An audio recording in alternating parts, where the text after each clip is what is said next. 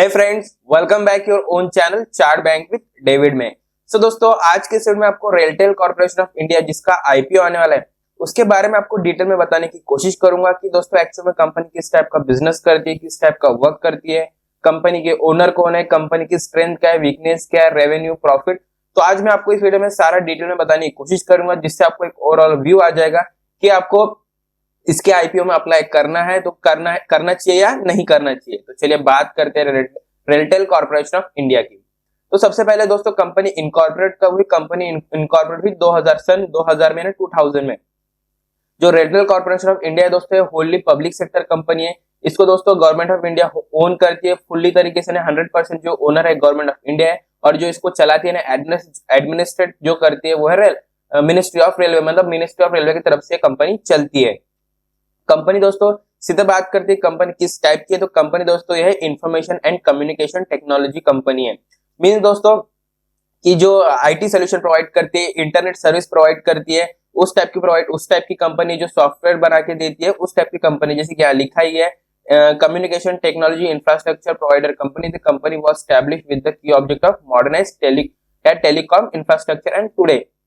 सो दोस्तों इस कंपनी का बिजनेस ऐसा है कि जगह जगह इंटरनेट प्रोवाइड करना, high speed internet service provide करना। जो रेलवेज में जगह फ्री वाईफाई होते हैं उन्हें प्रोवाइड करते हैं, रेलवेज के जो सॉफ्टवेयर होते हैं, ट्रैकिंग सिस्टम्स होते हैं, तो इस टाइप का ये बिजनेस करती है। और एक टाइप से आप कह सकते हैं कि मोनोपोली है कि कंपनी को जो रेलवेज के सारे बिजनेस इन्हीं मिलती है ना। जो बहुत सारे रेलवे स्टेशन है जहाँ फ्री वाईफाई है, एज वेल एज जो बहुत सारी पटरियां, जो नई नई पटरियां बिछती है दोस्तों, तो उसके नीचे जो सबसे पहले रेलटेल की ऑप्टिक फाइबर्स होते हैं इंटरनेट की, वो पहले बिछाई जाती है, उसके ऊपर पटरियां बनाई जाती है। तो एक तरीके से इनकी मोनोपोली है, इन्हें कोई टेंशन नहीं होता कि जहां जहां पटरियां बनेगी, मींस ओवरऑल इंडिया में पटरियां बनती जाती है, रेलवे बनती जाती है, तो उनकी वहां ऑप्टिकल फाइबर यहाँ इनकी फैलती जाती है। तो ओवरऑल इनका जो एक ये है दोस्तों इंटरनेट ओवरऑल इंडिया में फैल चुका है, ऐसा आप कह सकते हैं। काफी अच्छी कंपनी है, इंटरनेट सर्विस प्रोवाइड करती है, लोकल्स को प्रोवाइड करती है, एज वेल एज जो बिजनेस हाउसेस है लाइक बड़ी बड़ी कंपनियां, उन्हें हाई स्पीड इंटरनेट होना होता है, सोल्यूशंस होने होता है, मैसेजिंग सर्विस होनी होती है, स्टैंडर्ड डाटा सेंटर्स होने होते हैं। तो इस टाइप का ये बिजनेस प्रोवाइड करती है। काफी अच्छी कंपनी है, इंफ्रास्ट्रक्चर कंपनी है, और इंडिया में भी इंफ्रास्ट्रक्चर की काफी जरूरत है, इंटरनेट की काफी जरूरत है। एज वेल दोस्तों मैं जहां पे रहता हूँ वहां पे भी दोस्तों ये जो रेलटेल नाम की कंपनी है काफी अच्छा इंटरनेट सर्विस प्रोवाइड करती है। कई सारे जो रिटेल इन्वेस्टर है इसमें भी धीरे धीरे जुड़ रहे हैं दोस्तों। तो आपको ओवरऑल आप समझ में आ गया होगी कंपनी किस टाइप का बिजनेस करती है, इंटरनेट प्रोवाइड करती है, सोल्यूशंस प्रोवाइड करती है, आईटी वाले डाटा सेंटर है जैसे क्या लिखा है। और जो रेलटेल है दोस्तों वो highest technology, latest technology like dense wavelength division multiplexing जो एक टेक्नोलॉजी उसी यूज करती है, multi protocol level switching network की टेक्नोलॉजी यूज करती है। इनके जो डाटा सेंटर दोस्तों हरियाणा, गुड़गांव, सिकंदराबाद एंड तेलंगाना में इनके डाटा सेंटर्स भी है। डाटा सेंटर्स में दोस्तों ये डाटा क्रिएट करती है, अलग अलग बिजनेस हाउसेस के लिए उनका डाटा स्टोर करती है। एक टाइप से आप कह सकते हैं कि क्लाउड स्टोरेज की सर्विस भी प्रोवाइड करती है। तो काफी अच्छी बात है, काफी बड़ी बात है कि रेलवे की तरफ से ऐसा काम किया जा रहा है। एज वेल दोस्तों आपको पता है कि रेलवे का भी बहुत सारा डाटा इन्हें सबमिट करके रखना होता है, तो उनसे भी बहुत सारा पैसा कमाती है। तो चलिए दोस्तों कंपनी के कुछ की फैक्टर्स देख लेते हैं कि कंपनी का कुछ की फैक्टर्स यानी स्ट्रेंथ देख लेते हैं दोस्तों। तो जैसे कि आपको पता है जो रेलटेल है जहां जहां रेलवे फैली है वहां वहां इनकी ऑप्टिकल फाइबर्स फैली है। जैसे कि मैंने बताया, जैसे उनकी पटरियां बिछती तो उसके पहले उसके नीचे इनके ऑप्टिकल फाइबर्स निकल जाते हैं, बिछ जाते हैं। तो दोस्तों one of the largest telecom neutral telecom infrastructure provide है India with the pan India optical fibre. तो ये अच्छी बात है। जैसे कि इनका स्ट्रेंथ है दोस्तों, डाइवर्सिफाइड रेंज के सर्विस प्रोवाइड करते हैं, लाइक टेलीकॉम नेटवर्क प्रोवाइड करते हैं, telecom infrastructure, data centre, hosting project, जैसे कि मैंने बताया आपको। फिर दोस्तों ये ऑपरेट एंड ऑप्टिकल फाइबर में ऑपरेट करते हैं दोस्तों। कवरिंग में देखते हैं 59,090 यानी 59,100 किलोमीटर का जो के एरिया में ऑल ओवर इंडिया में इनका ऑप्टिकल फाइबर फैला है। और as well as 5,929 railway station से कनेक्टेड है, वहां पे इंटरनेट सर्विस, वाईफाई सर्विस, जो भी आईटी से रिलेटेड होता है, इंफ्रास्ट्रक्चर से रिलेटेड होता है, ये सर्विस वहां प्रोवाइड करते हैं। अब एज वेल एज दोस्तों जैसे कि मैंने बताया कि जिस जिस रेलवे स्टेशन में इनके जो ऑप्टिकल फाइबर्स फैले, तो एज वेल दोस्तों वहां के जो छोटे मोटे शहर है तो वहां पे भी इन लोग इंटरनेट सर्विस प्रोवाइड करते हैं। जैसे मान लीजिए आपके शहर में या फिर आपके नगर में कोई रेलवे स्टेशन है तो उसके आसपास के इलाके में भी इन लोग इंटरनेट सर्विस प्रोवाइड करते हैं, क्योंकि वो रेलवे के थ्रू ही वहां की जो ऑप्टिकल फाइबर्स है ओवरऑल शहर में भी फैल चुकी होती है। तो आपको एक ओवरऑल व्यू आ गया होगा किस टाइप का बिजनेस करती है रेलटेल कॉर्पोरेशन दोस्तों। हैज एक्सक्लूसिव राइट, मतलब इनके पास एक्सक्लूसिव राइट है दोस्तों की 67,415 किलोमीटर तो दोस्तों को उनको कनेक्ट करने का और 7321 रेलवे स्टेशन को कनेक्ट करने का इनके पास एक्सक्लूसिव राइट है। तो एक तरह से आप कह सकते हैं कि इनको एक्सक्लूसिवली हर चीज यानी पहले मिल जाती है रेलवे की तरफ से।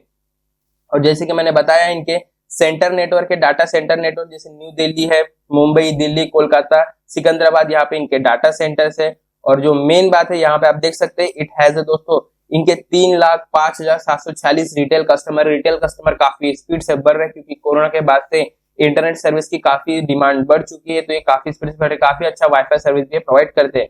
और 5,023 एक्सेस नेटवर्क प्रोवाइडर यानी जो इंटरनेट सर्विस प्रोवाइड करते हैं इनके थ्रू लेके आने डीलर्स, वो इनके 5,000 है, तो ये भी काफी अच्छी बात है। कंपनी के प्रमोटर की बात करें तो कंपनी के प्रमोटर जैसे कि मैंने बताया दोस्तों गवर्नमेंट की कंपनी है, होली ओन गवर्नमेंट है। तो जो किसके नाम से दोस्तों, तो प्रेसिडेंट ऑफ इंडिया के नाम से ओन करती है, और इसको चलाती कौन है, ministry of railway and railway की तरफ से चलती है। कंपनी की कुछ हम फाइनेंशियल देख लेते हैं, जैसे कि टोटल एसेट, टोटल रेवेन्यू और प्रॉफिट देख लेते हैं। तो 2018 में देखेंगे दोस्तों 31 मार्च 2018 में कंपनी की जो टोटल एसेट थी वो 23,228 थी। तो उस साल जो कंपनी का टोटल रेवेन्यू था वो 10,212 था। तो उस साल कंपनी का जो प्रॉफिट था दोस्तों 1,340।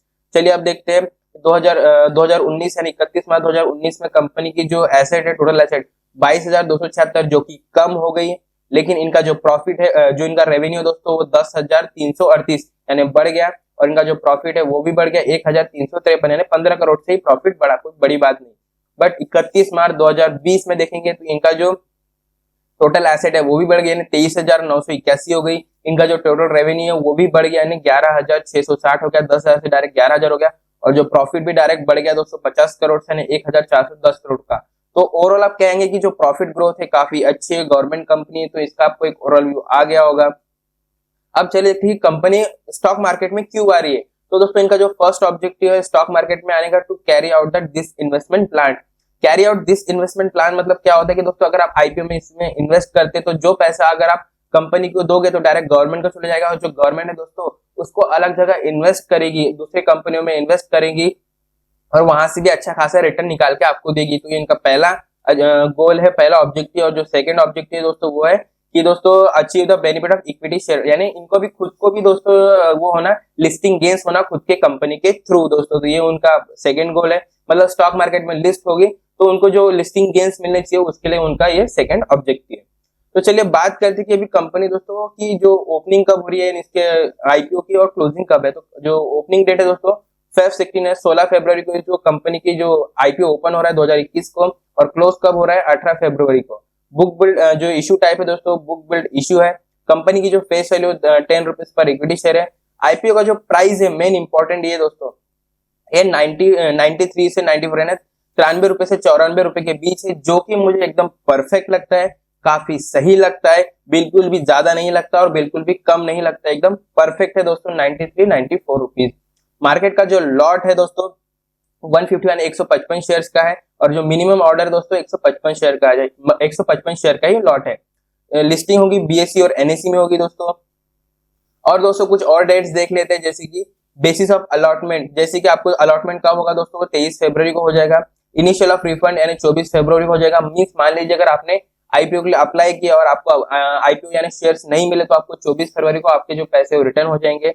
Credit of share of demat account, अगर आपको आईपीओ में शेयर्स मिल जाते तो 24 फरवरी को आपके अकाउंट में आपकी जो डीमेट अकाउंट है वहां पे शेयर्स आ जाएंगे, और आईपीओ की जो लिस्टिंग होगी वो 26 फरवरी को आईपीओ की लिस्टिंग हो जाएगी दोस्तों स्टॉक मार्केट में। तो दोस्तों ओवरऑल व्यू आपको आ गया होगा, प्रॉफिट तो बढ़ ही रहे, रेवेन्यू भी बढ़ते जा रहा है, और जो Holi own government company POC यानी पब्लिक सेक्टर की कंपनी है, रेलवे चलाती है, जैसे कि इनके भी दो और आ चुके हैं, आरएफसी यानी इंडियन रेलवे फाइनेंस कॉर्पोरेशन, उसका भी आईपीओ आ चुका है, यानी जो फाइनेंस रिलेटेड काम करते हैं, ये पूरा इंफ्रास्ट्रक्चर यानी इंटरनेट रिलेटेड काम करते हैं। तो धीरे धीरे जो पब्लिक सेक्टर की कंपनियां है वो आईपीओ में आ रही है, तो एक अच्छी बात है। तो आपको कंपनी का एक ओवरऑल व्यू तो आ गया होगा, किस टाइप का बिजनेस करती है, ऑप्टिकल फाइबर्स का, तो काफी स्पीड से ग्रोथ अप होने वाली है कंपनी, इंटरनेट की डिमांड काफी स्पीड से बढ़ने वाली है। और आपको अभी बता दोस्तों इंडिया के कई सारे जो गांव है और कई सारे जो नॉर्मल इलाके यानी रूरल एरियाज है वहां पे इंटरनेट सर्विस उतनी स्पीड से नहीं फैली है। तो जो रेलटेल है दोस्तों ये गवर्नमेंट की company as well as railway हर जगह फैली है, तो रेलवे के थ्रू हर जगह अपने ऑप्टिकल फाइबर फैला के वहां पे इंटरनेट सर्विस प्रोवाइड करके अच्छा खासा प्रॉफिट ये कमा सकती है। काफी कम प्राइस में और काफी अच्छा इसमें इंटरनेट ये प्रोवाइड करती है। तो ओवरऑल आपको एक व्यू आ गया होगा।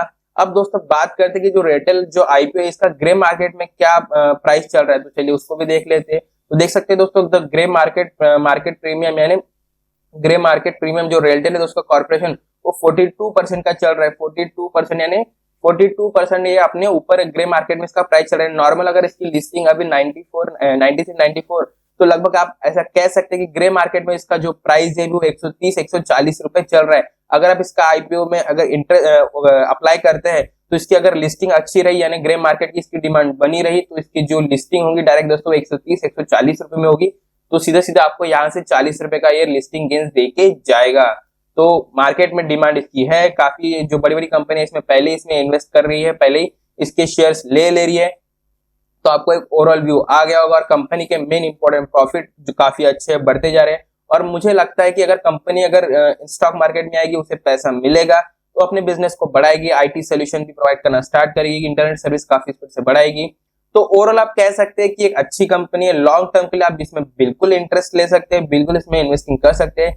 लिस्टिंग गेन्स के लिए मैं कहूंगा अगर कंपनी अगर देखिए जो मान लीजिए अगर इसका जो ओपनिंग दोस्तों 16 फरवरी यानी 16 फरवरी को हो रही है, अगर बहुत ज्यादा ओवर सब्सक्राइब होता है यानी काफी अच्छी डिमांड होती है तो आप भी इसमें इन्वेस्ट कीजिए ताकि आपको लिस्टिंग गेन्स मिल सके। अदरवाइज लिस्टिंग गेन्स से के लिए थोड़ा रुक के वेट कीजिए, तभी अगर बहुत ज्यादा सब्सक्राइब होता है, डिमांड बढ़े, तभी आप भी इसमें इन्वेस्ट कीजिए ना, अप्लाई कीजिए। अदरवाइज लॉन्ग टर्म इन्वेस्टिंग के लिए काफी अच्छा स्टॉक है, काफी डेफिनेटली आप इसे कंसिडर कर सकते हैं।